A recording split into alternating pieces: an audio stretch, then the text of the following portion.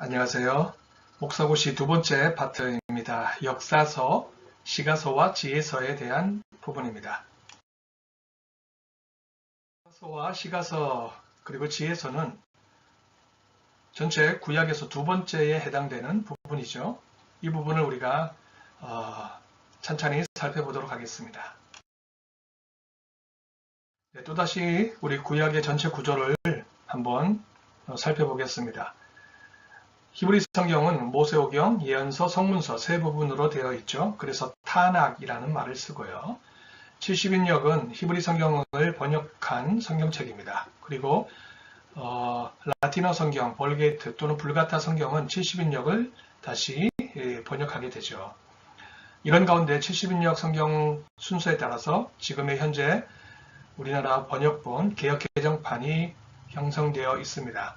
모세오경으로 처음 시작하고 역사서 12권과 그 다음 지혜서와 지혜서에 해당되는 5권의 책으로 이루어져 있습니다. 물론 여기에는 어떤 부분에서는 애가도 포함이 되어 있고요. 또 어떤 부분에서는 포함되지 않고 예언서에 포함되어 있기도 합니다. 그리고 마지막 예언서 17권 이렇게 구성되어 있습니다. 역사서는 총 12권으로 구성되어 있죠. 여호수아부터 사사기, 룻기, 사무엘 상하, 열왕기 상하, 역대 상하, 에스라, 느헤미야, 에스더까지입니다.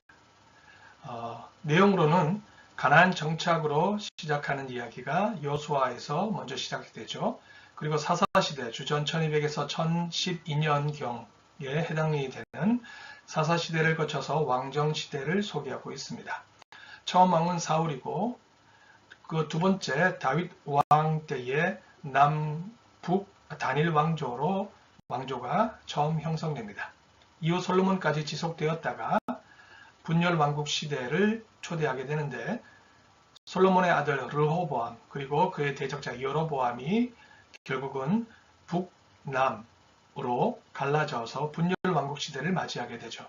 이후 북왕국은 러시아 제국에 의해서 처참히 무너지게 되는데 호세아 왕 때 주전 722년에 무너지게 되고요.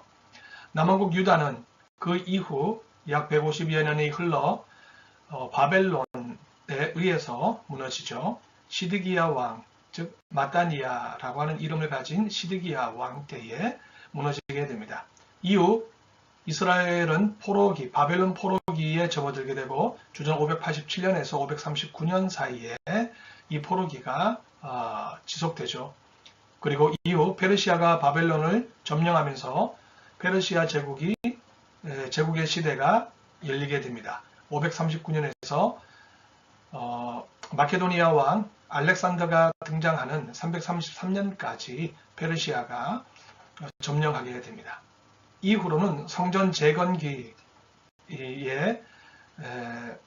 스룹바벨이 바벨론에서 돌아와서 성전을 재건하죠. 그 성전을 스룹바벨 성전 그리고 예루살렘 성전이라고 우리가 기억하면서 결국은 이 성전 재건기를 중심으로 이스라엘 백성들의 신앙을 다시 한 번 더 점검하게 되고 새로운 시대를 맞이하게 되는 그런 내용들이 성경에 전반적으로 나타나고 있습니다. 처음에 여호수아에 대해서 살펴보도록 하겠습니다. 크게 두 부분으로 두 가지 주제로 나눌 수가 있습니다. 첫 번째가 가나안 땅 정복이고 두 번째가 토지를 분배하는 내용입니다. 1장은 여호수아를 임명하는 내용으로 구성되어 있죠. 담대하라 라고 하는 말씀이고요. 2장에서 12장이 땅 정복에 대한 이야기로 소개합니다. 먼저 길갈에서 요단강을 넘어갈 때 12도를 세우는 이야기가 시작됩니다. 그리고 할례를 행하게 되죠. 이후 여리고성을 점령하게 되는데 이렇게 할례를 먼저 행하게 되는 것은 이스라엘 백성의 거룩성을 유지하는 것과 하나님과의 언약의 약속이 전령보다 더 우선한다라고 하는 것이죠. 이후 아간의 도적들로 인하여 이스라엘은 한때 침체기에 빠지게 되고 이후 다시 점검을 하고 난 다음 아이성을 정복하게 됩니다. 9장에서 10장은 기본 사람들의 관계로 인하여 그들이 살아남는 이야기가 나타나고요. 이어서 남부 가나안을 정복하게 되는 이야기로 소개가 되고 있습니다. 이후 11장에서 메롬 전투와 북부 가나안을 정복하는 이야기로 전체가 구성이 되어 있죠. 이어서 13장에서 22장은 토지 분배를 소개합니다. 13장은 먼저 요단 동쪽 지역을 분배하는 이야기로 소개하죠. 르우벤, 갓, 므낫세 반지파에게 먼저 땅을 분배합니다. 이후 14장에서 19장에 걸쳐서 요단 서쪽 지역을 분배하게 되는데 먼저 유다, 에브라임, 므낫세 반지파 그리고 베냐민 지파에게 요단 서쪽 지역 땅을 분배하게 되죠. 그리고 특별히 그리스 사람 갈렙에게 헤브론이라고 하는 지역을 주게 되는 그런 이야기가 눈에 띄게 됩니다. 나머지 6지파들은 제비를 뽑아서 땅을 분배받습니다. 시므온, 스불론, 이사갈, 아셀, 납달리, 단 지파들입니다. 땅 분배가 끝나고 난 다음 여호수아는 세겜에 모든 이스라엘 백성들을 모으게 되고 고별 인사를 전하게 됩니다. 그러면서 여호수아는 마치게 되죠. 네, 사사기에 대한 내용입니다. 1장에서 21장으로 구성이 되어 있고 사사기의 가장 중요한 관점은 그때 즉 사사시대에 이스라엘의 왕이 없었다라고 하는 것. 이것 때문에 각자 자기의 소견에 옳은 대로 행하였다라고 하는 것이 사사시대의 가장 큰 특징이라고 볼 수 있습니다. 먼저 사사들이 등장할 때 12명의 사사가 사사기에 등장하고 있습니다.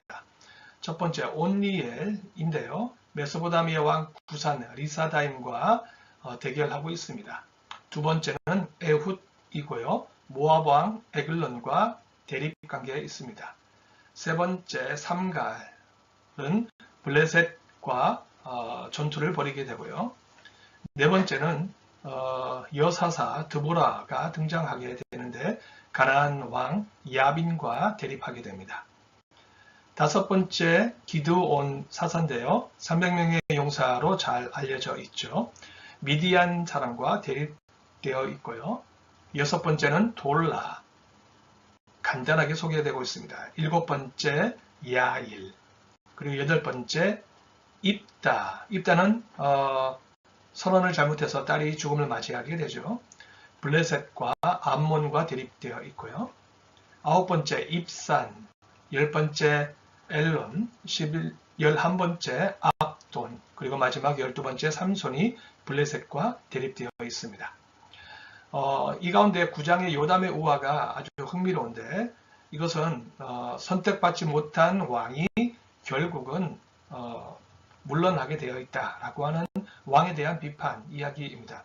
감람나무, 무화과나무, 포도나무 그리고 가시나무가 있는데 가시나무가 아무도 인정하지 않았지만 스스로 왕이 되는 것이죠. 이 왕이 된 자를 가시나무로 비유했는데 그가 바로 아비멜렉이 되죠.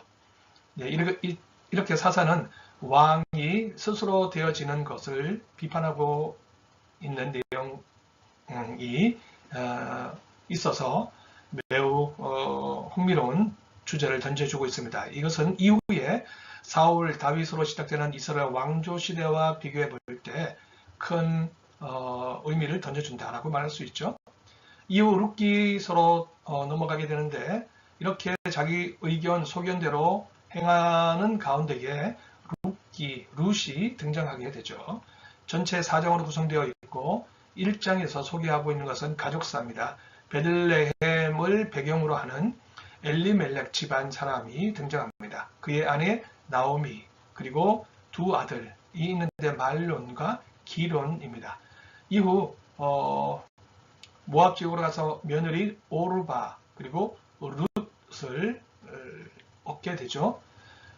다만 형편이 어려워져서 모압에서 다시 예루살렘으로 돌아오는 이야기로 구성되어 있고 2장과 3장에서 돌아온 룻은 보아스와 만나게 되고 결혼을 하게 되는데 4장에서 결국은 이 부분을 받아들이기 위해서 법적인 논쟁이 일어나게 되죠. 그것이 신발을 벗어서 던지는 그런 사건을 통하여 자기의 권리 의무를 다 행하게 되는 내용으로 소개가 됩니다. 기업 무르기와 결혼 그리고 족보 이야기로 끝을 맞이합니다. 마지막 족보 이야기는 베레스라고 하는 앞에서 창세기 38장에 소개하고 있는 유다 가문의 첫 번째 아들이죠. 베레스, 세라 이렇게 이어지는데 베레스의 가문에 대한 이야기로 족보가 이야기되면서 유다 가문의 족보가 다윗으로 이어진다라고 하는 것을 다시 한 번 더 강조해주고 사사기에서 사무엘서로 이어지는 다리 역할을 룻기서가 하고 있다는 것을 우리가 알게 됩니다. 네, 사사시대를 지나서 이제 이스라엘의 왕이 필요한 시대가 왔습니다. 사무엘서부터는 왕정과 관련이 있는데요. 사무엘서의 책 이름처럼 먼저 왕이 주인공이 아니라 사무엘이 주인공이 됩니다. 마지막 사사이자 또한 첫 번째 예언자가 되는데요. 사무엘서는 전체 크게 한 권으로 되어 있는 부분들을 두 부분으로 나누게 되죠. 사무엘상 1장에서 7장 사이는 사무엘에 대한 이야기, 그리고 8장에서 15장은 사무엘이 사울을 취하는 이야기, 왕으로 기름을 붓는 이야기가 나오고요. 그리고 사무엘상 16장에서 31장 사이에는 새로운 리더자 다윗이 등장해서 사울과 갈등을 일으킵니다. 이후 사무엘 하라 1장에서 8장 사이가 다윗이 주인공이 되고 유다를 다스리게 됩니다. 그리고 사무엘하 9장에서 21장으로 넘어가게 되면 다윗과 관련한 이스라엘의 왕자를 누구에게 계승할까라고 하는 이 문제가 계속적으로 등장하는 이야기로 나타나고 있습니다. 첫 번째 부분 그리고 마지막 사무엘하 21장에서 24장은 사무엘서의 마지막 부록으로 그렇게 형성이 되어 있죠. 처음 엘리와 사무엘 이야기가 첫 번째 부분인 1장에서 7장 사이에 소개되고 있습니다. 사무엘은 에브라임 지파 사람이고 엘가나의 아들로 태어납니다. 엘가나는 한나와 브닌나의 두 아내를 두고 있죠. 이 가문에서 결국은 한나가 사무엘을 낳게 되고 사무엘을 하나님께 드린다는 의미로 성전에서 키움을 받습니다. 4장에서 6장 사이에는 언약궤에 관한 이야기가 등장하고 있고요. 이 언약궤가 결국은 블레셋과의 싸움에서 지게 됨으로 말미암아 빼앗기게 되죠. 이후 언약궤는 다시 이스라엘 쪽으로 돌아오게 되고 7장에서 사무엘은 전체 미스바 성회를 거행하게 되죠.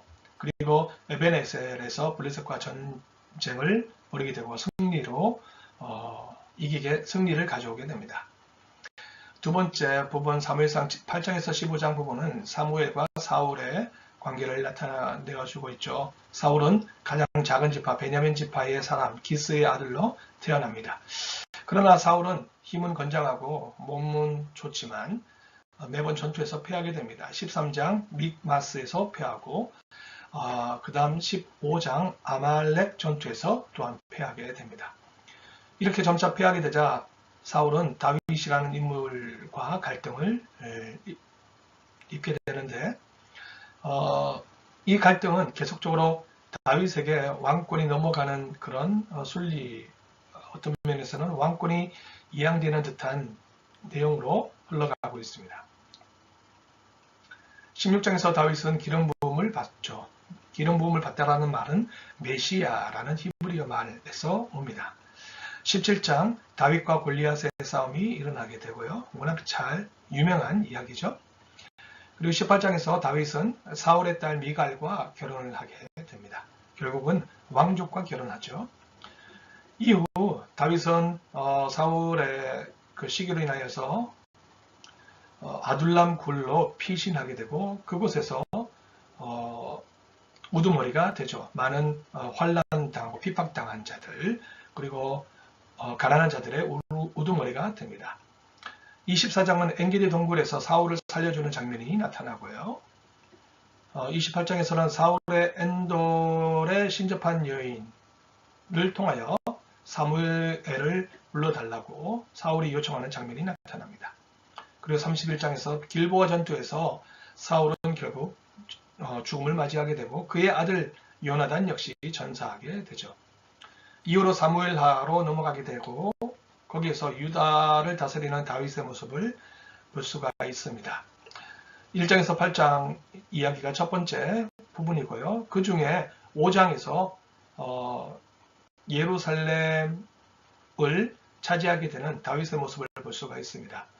다윗은 5장에서 북왕국 북쪽 북이스라엘 10지파의 장들로 인하여 왕으로 되어달라고 하는 부탁을 받고 수락을 하죠. 그래서 이때부터 북쪽의 왕이요 또한 남쪽의 왕이 되어지는 통일왕국 시대를 다윗이 열게 됩니다.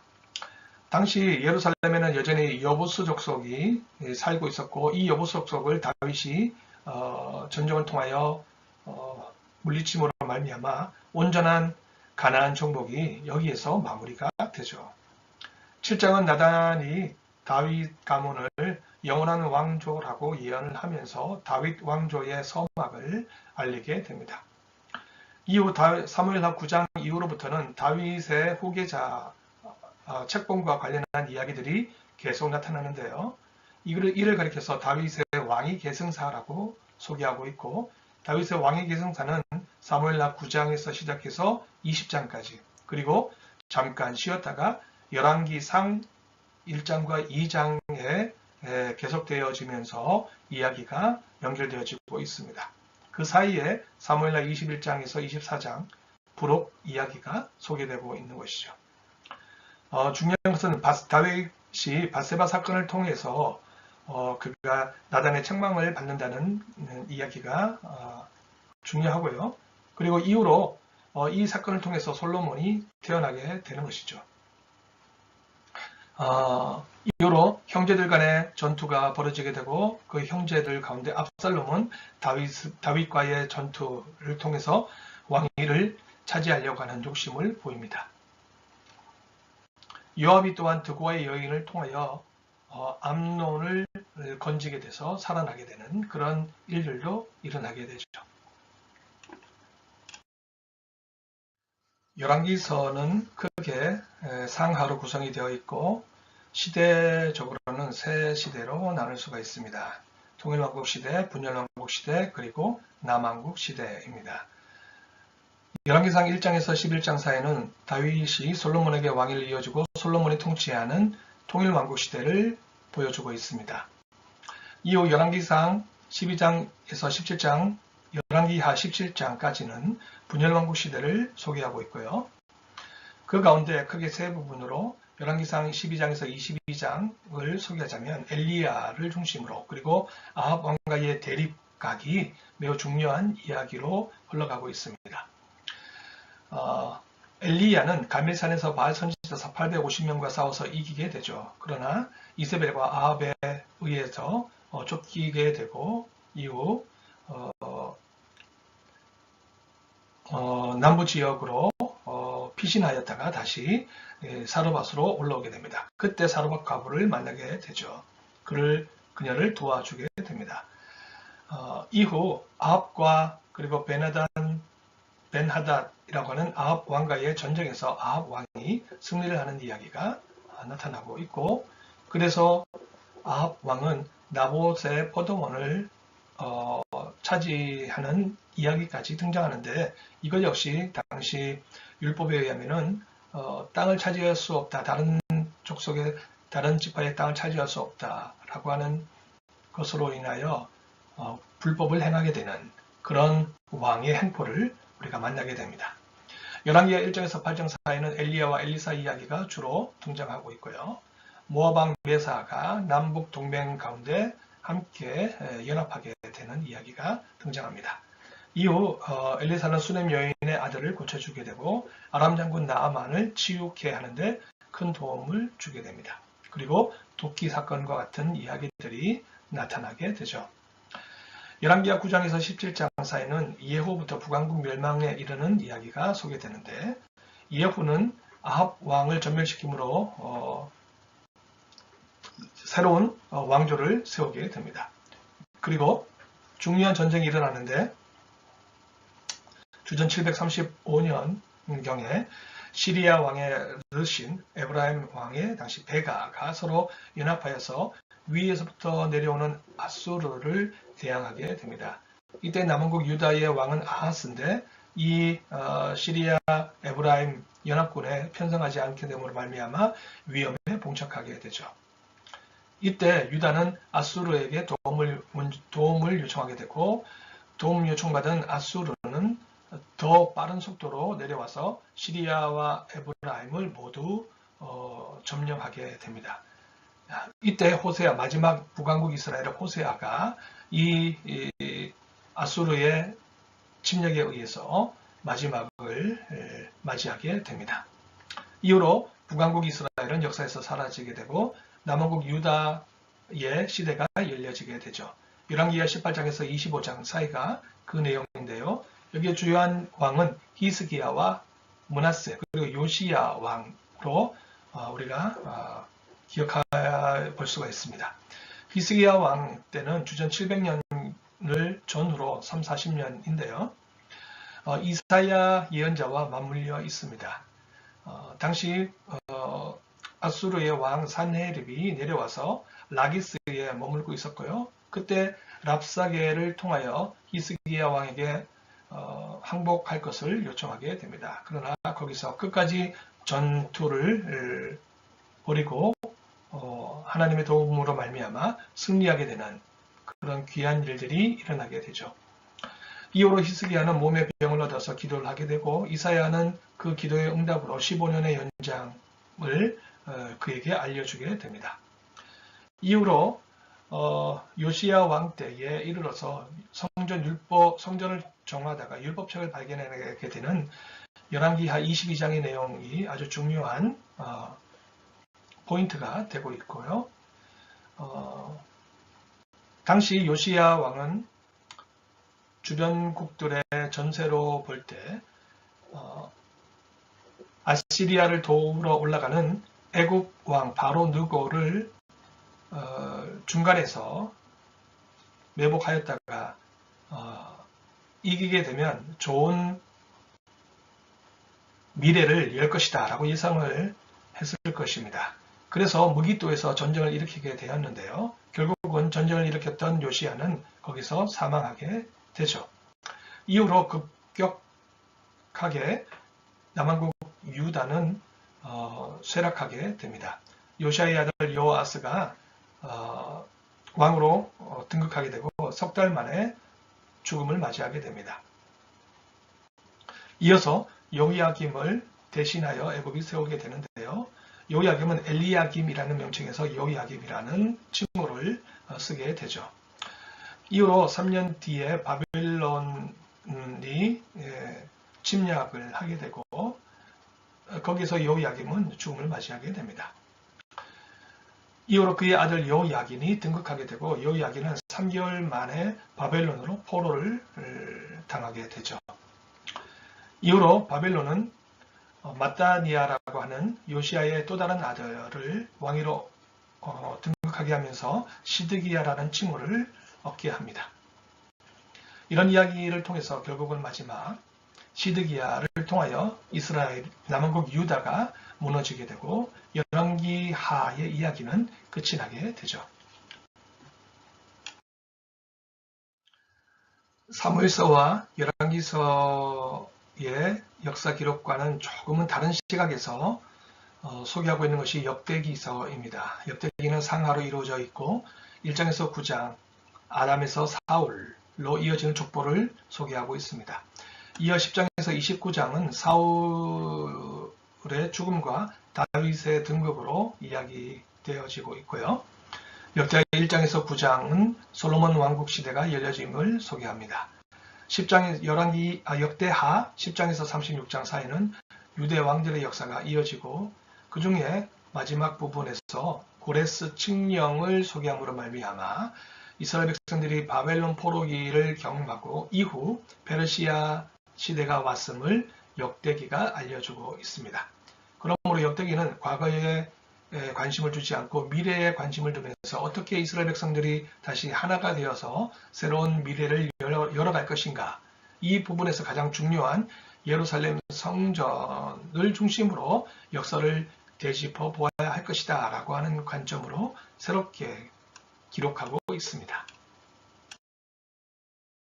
이어서 에스라 느헤미야 시대로 연결되어지죠. 페르시아 시대에 나타나고 있는 상황들입니다. 유다 백성들이 귀환하게 되면서 가장 첫 번째로 했던 것이 수르바벨 총독에 의해서 성전이 재건되죠. 그래서 예루살렘의 제2성전이라고 불리기도 하고 두 번째 성전, 그리고 수르바벨 성전으로 불려지기도 합니다. 에스라 1장에서 6장에서 성전 재건과 관련한 이야기가 소개되고 있고 7장에서 10장 사이에서는 에스라가 포로자들과 함께 귀환하게 되면서 율법에 대한 가르침을 강조하면서 사회개혁을 이끌어 갑니다. 이때 에스라 7장 7절을 보면 아닥사스다 왕 7년 때 에스라가 귀환하게 되었다고 소개합니다. 그 시기가 주전 458년이 되어지죠. 이후로 느헤미야로 넘어가게 되면서 1장과 7장 사이에서 느헤미야는 성벽을 재건한 임무를 받았다라고 소개하게 됩니다. 느헤미야는 2장 1절에서 그의 활동이 아닥사스다 20년 니산월에서 시작되고 있다는 것을 알려줍니다. 결국은 적어도 주전 445년경이 되는데요. 약 15년의 에스라와의 차이점을 시기적으로 차이가 난다는 것을 알 수가 있습니다. 이후로 느헤미야 8장에서 10장은 율법을 낭독하고 언약을 새롭게 갱신하는 이야기가 소개되고 있습니다. 이후로 느헤미야 11장에서 13장은 느헤미야가 활동하는 이야기로 맞춰지고 있는데요. 여러 가지 사회개혁을 이루고 있음을 알 수 있습니다. 그 중에 세 가지 특별한 활동은 성전을 정화하는 것이고, 두 번째 안식일을 준수하는 것이며, 세 번째 이방 사람들과 혼인을 하지 말 것을 요구하고 있습니다. 네, 이후 페르시아 시대에 이방인들의 흩어진 상황들이 소개되고 있는데 그 중심에 선 인물이 바로 에스더입니다. 에스더는 디아스포라를 대표하는 인물이죠. 전체 10장으로 구성이 되어 있고요. 에스더의 인물을 보면 에스더와 그리고 그의 양부 모르드게, 그리고 아말렉 사람 하만, 그리고 불임절이라고 하는 축제가 나타나고 있습니다. 전체 구성은 1, 2장 에스더가 양부 모르드게와 함께 페르시아의 왕후가 된다는 것이고, 3장에서 5장은 아말렉 사람 하만과 대립하게 되는 이야기로 소개되고 있습니다. 이 이야기는 사무엘상 15장 3절에서 사무엘이 아말렉을 진멸하게 되는 그런 이야기의 배경으로 등장하는데, 이스라엘과 아말렉과의 싸움, 어떤 대립 관계가 이 부분에서도 소개되고 있다는 것이 의미심장합니다. 6장에서 7장은 왕이 모르드게를 예우하고 하만은 사형장으로 이끌어가고 있다는 것이고, 8장에서 9장은 유다인이 구원을 얻음과 그리고 그 얻음에 대한 기쁨을 불임절이라는 축제, 절기로 소개하고 있습니다. 10장에서 모르드게는 페르시아의 최고 관리가 되고 있고요. 그리고 에스더는 마치게 됩니다. 네, 지금부터는 시가서 그리고 지혜서 부분을 살펴보도록 하겠습니다. 세밀하게 살펴보지 못하기 때문에 문제집을 놓고 눈으로 보시면서 그렇게 공부하시면 되겠습니다. 시가서는 시편, 아가, 애가, 지혜서는 욥기, 잠언, 전도서로 이루어져 있고요. 지혜서는 크게 두 가지 문학 유형으로 형성되어 있습니다. 처세문학, 성찰문학으로 기술되어 있는데요. 삶의 기술을 다루는 부분이 처세문학이고, 성찰문학은 삶의 의미를 다루고 있는 부분이 되겠습니다. 네, 첫 번째 지혜문학으로 욥기를 살펴봅니다. 욥기는 크게 42장으로 구성이 되어 있는데 1, 2장 프롤로그, 3에서 31장이 욥과 친구들과의 논쟁으로 구성이 되어 있습니다. 32, 37장은 엘리후 젊은 논쟁자죠. 엘리후의 연설이 등장하고 있고 38장에서 42장 6절까지 하나님께서 나타나셔서 그들의 욥의 질문에 대한 응답으로 하나님께서 직접 보여주시고 지혜로 이야기하는 장면이 나타나죠. 마지막 42장 7절에서 17절까지가 끝을 이루고 있는 에필로그 부분에 해당이 되고 있습니다. 중요한 부분이 바로 3장에서 31장에 나타나고 있는 부분인데요. 먼저 욥은 우스 땅에 태어났고 욥의 고난 이야기가 첫 번째 프롤로그에서 소개됩니다. 아들을 7 두었고 딸이 3명이죠. 욥은 친구들이 찾아와서 욥을 위로한다고 하지만 실제로 욥은 그 위로에 응답하지 않습니다. 이렇게 해서 찾아온 친구들은 크게 3명의 친구들로 소개가 되죠. 대만 사람 엘리바스, 수아 사람 빌닷, 나아만 사람 소발. 이 3명의 사람들은 모두 이방의 사람들로 우리가 예측해 볼 수가 있습니다. 그리고 이들과의 논쟁에서 어떠한 해답도 얻지 못하고 더 젊은 세대에 속하여 있는 엘리후가 등장하면서 연설을 하기 시작합니다. 이 연설에 있어서는 욥이 대답을 하지 않죠. 그리고 하나님께서 나타나시는 장면이 나타납니다. 그것 가운데 크게 2가지의 짐승이 나타나는데 첫 번째가 베헤못이라는 육지 짐승의 괴물이 나타나고 있고요. 그리고 바다 괴물로는 리오야단이 등장합니다. 이 두 생물들조차 하나님께서 창조하셨다라고 언급하면서 욥의 질문에 대하여 입을 막아버립니다. 그리고 마지막 부분에서 욥은 하나님께 회개의 기도를 올리고 그리고 모든 삶의 환경들이 다시 회복되는 그런 이야기로 마무리되게 되죠. 네, 지혜서의 2번째 책 잠언입니다. 잠언은 크게 9가지의 모음집으로 구성이 되어 있습니다. 솔로몬의 잠언들이 있고요. 첫 번째, 2번째가 그렇습니다. 그리고 지혜자의 말씀으로 구성되어 있는 3번째 모음집, 그리고 4번째 모음집, 그리고 5번째 모음집은 다시 솔로몬의 잠언들로 구성이 되어 있는데 히스기야 시대에 이루어진 것으로 알려져 있습니다. 6번째 모음집은 아구리라는 사람이 모은 잠언집이 있고요. 7번째 모음집은 작자 미상, 즉 알려져 있지 않은 잠언들이 소개되고 있습니다. 8번째는 르무엘의 잠언이 소개되고 있고 마지막 9번째는 지혜로운 한 여인을 칭송하는 작품으로 잠언이 맞춰지고 있습니다. 세 번째 지혜서 전도서입니다. 12장으로 이루어져 있고요. 1, 2장은 영원한 순환에 대한 이야기로 시작합니다. 모든 것이 헛되다, 해 아래 새 것이 없다 라고 소개하고 지혜의 헛됨을 이야기하는데 지혜자가 이야기하는 헛되다라고 하는 것이 히브리어 헤벨에서 왔습니다. 헤벨은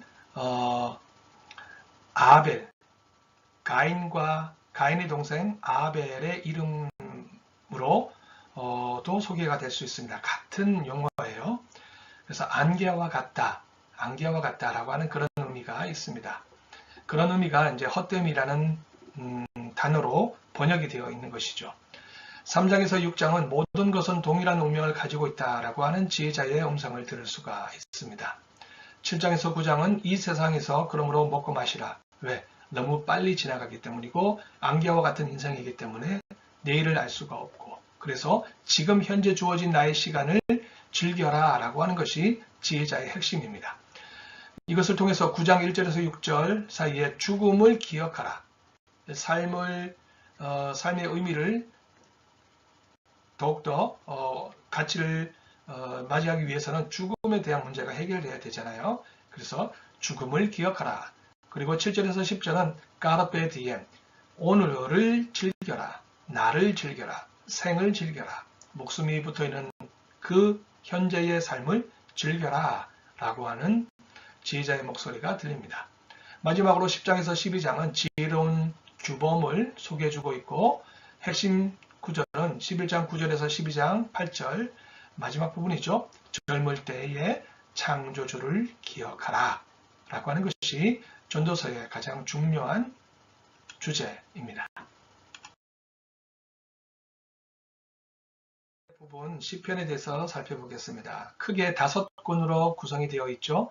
1편에서 41편, 2권 42편에서 71편, 3권 73에서 89편, 4권은 90에서 106편, 마지막 5권은 107에서 150편. 이렇게 크게 시편이 5편으로 구성이 되어 있는 것은 모세 오경이라는 그 틀과 같이 하기 때문이다 라고 하는 의견이 지배적입니다.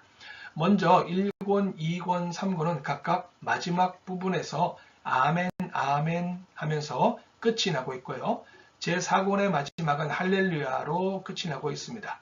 그리고 제5권의 마지막 부분은 반복되어지면서 146장에서 편에서 150편 사이에서는 할렐루야라고 하는 거대 찬양의 종결구 어미로 끝이 나고 있다는 것이 시편의 아주 중요한 구성 요인이 되고 있죠. 시편의 첫 번째 시작은 토라에 대한 찬양으로 시작을 합니다.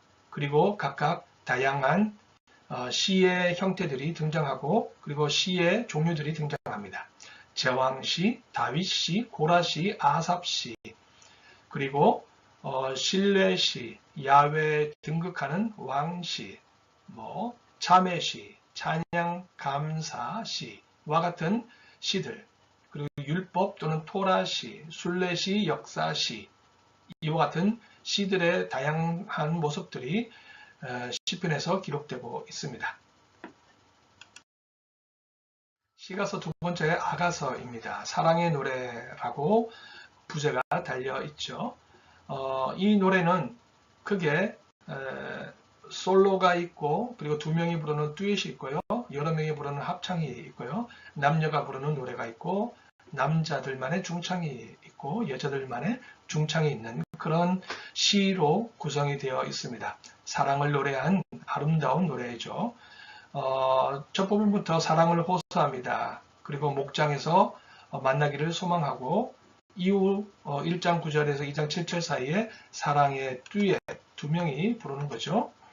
그리고 8절에서 17절 봄을 노래하게 되고요. 3장으로 넘어오게 되면 사랑을 찾는 밤에 사랑을 찾는 노래가 소개되고 있습니다. 결혼의 날에 사랑의 의미가 더하여 있고요. 사랑이 얼마나 황홀한지를 소개하고 있기도 합니다. 그리고 두 번째 밤이 찾아오게 되고요. 여인과의 사랑의 노래가 5장 9절에서 6장 3절에서 소개가 되고 있습니다. 아름다운 애인을 위한 사랑의 노래 또한 6장에서 소개되고 다시 듀엣이 노래되고 있습니다. 그리고 8장 5절에서 7절이 중요한 아가서의 핵심 내용인데 사랑이란 죽음처럼 강하다, 죽음과 같다 라고 하는 표현이 등장하면서 이것이 언약신앙을 대표하는 아주 중요한 개념으로 아가서에서 소개되고 있습니다.